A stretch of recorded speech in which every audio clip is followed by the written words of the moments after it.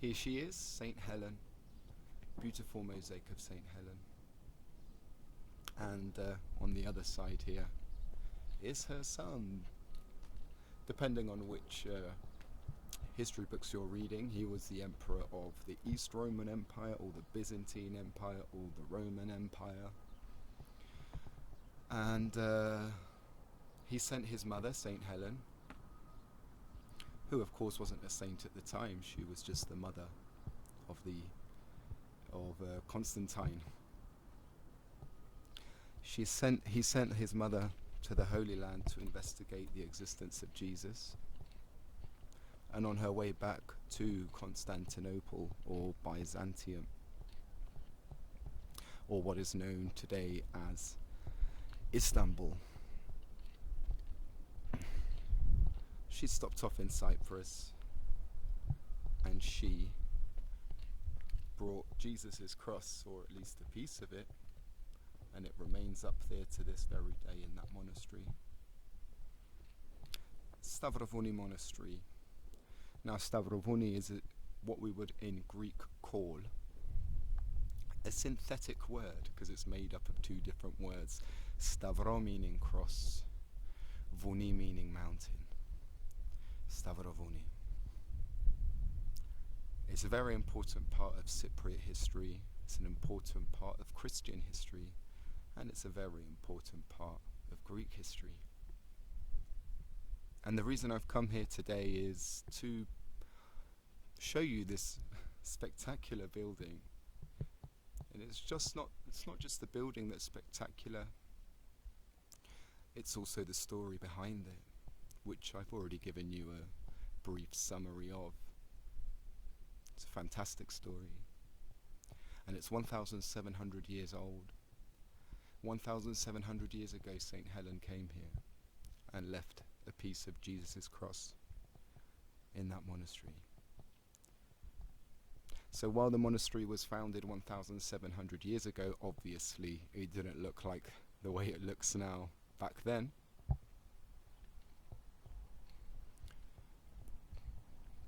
But the reason I wanted to show you this, the reason why I wanted to come here today and show you this, is because I think many of us have heard. Alright, let me just speak from my own experience here then.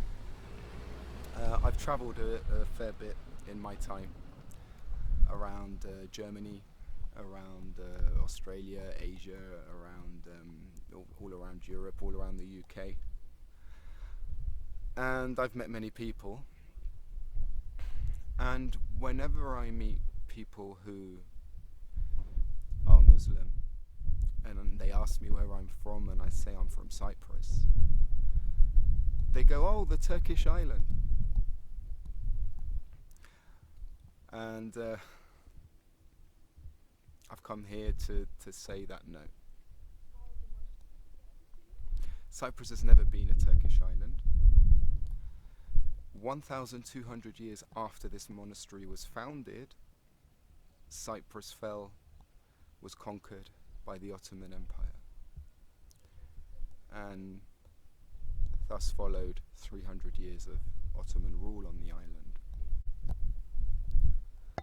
Alright, so Stavrovouni Monastery is believed to be the oldest monastery in Cyprus, and I do believe that to be true. It's logical to believe that.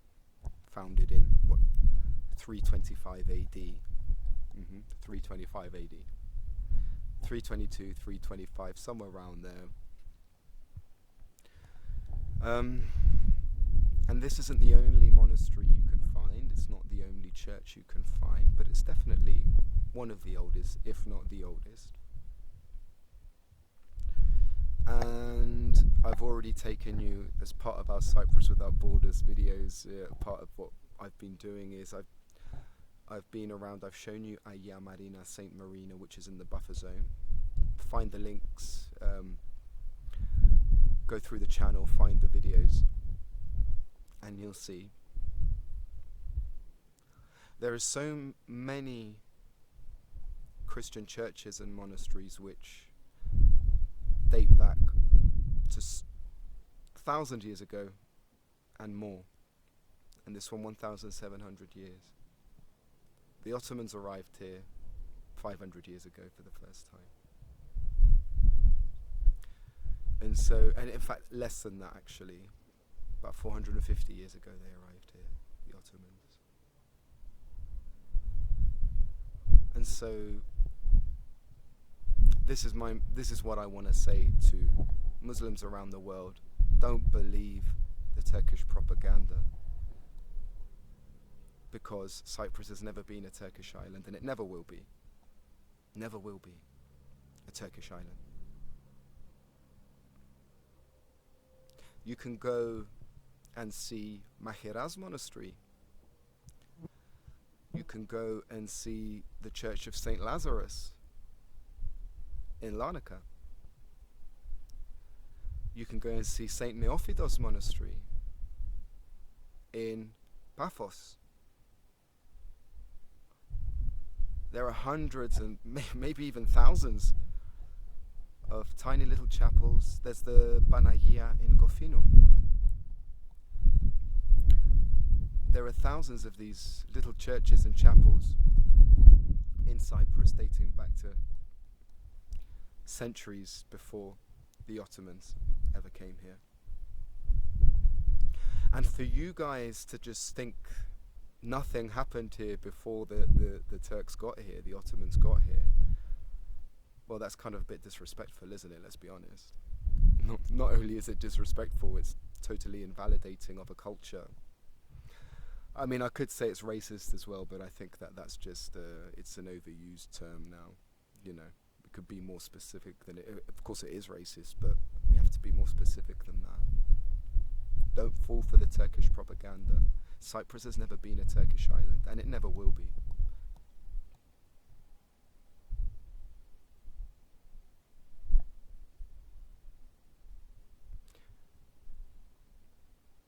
My name is Christos, thank you for watching.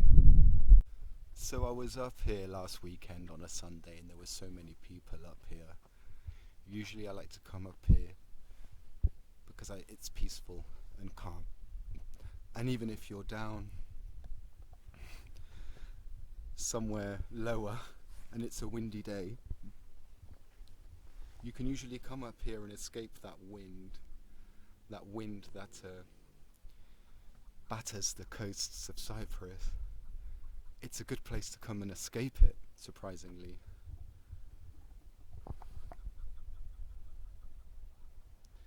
Down here is Lanika.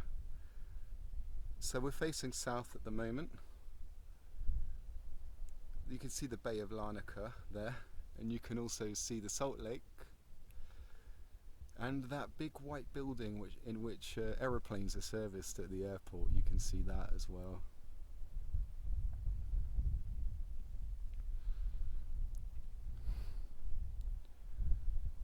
Beautiful.